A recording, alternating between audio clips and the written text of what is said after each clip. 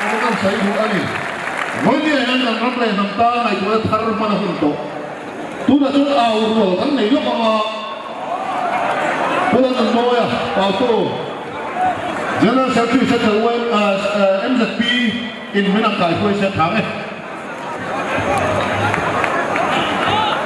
Zai thiệp bằng sai á, thứ soi thiệp mình là soi tổ bọc à, mình quý trọng đâu về thu bố.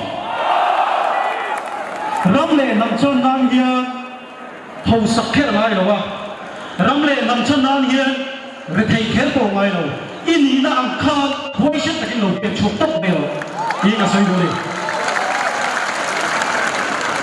Cái nào đã chụp cái soi ha, lúc cái lồng mai khai là. Mizo nam musitu SB sesang hi ketika horo se ketika ho rito kilo Mizo khalai kan awal boy Mizo nam musitu SB sesang hi ai ni ketika Mizo nam musitu SB sesang hi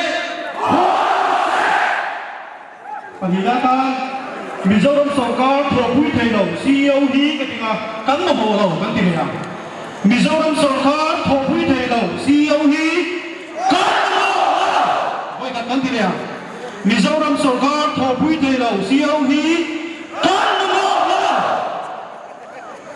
Pathumada nam huai sen Mizote kan giảm đô lên ketika giảm đô lo ketika oh nam huai sen Mizote kan giảm đô lên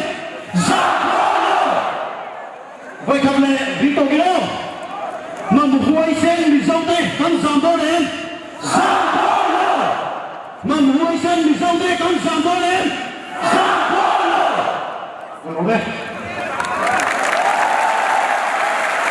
Ano, ano?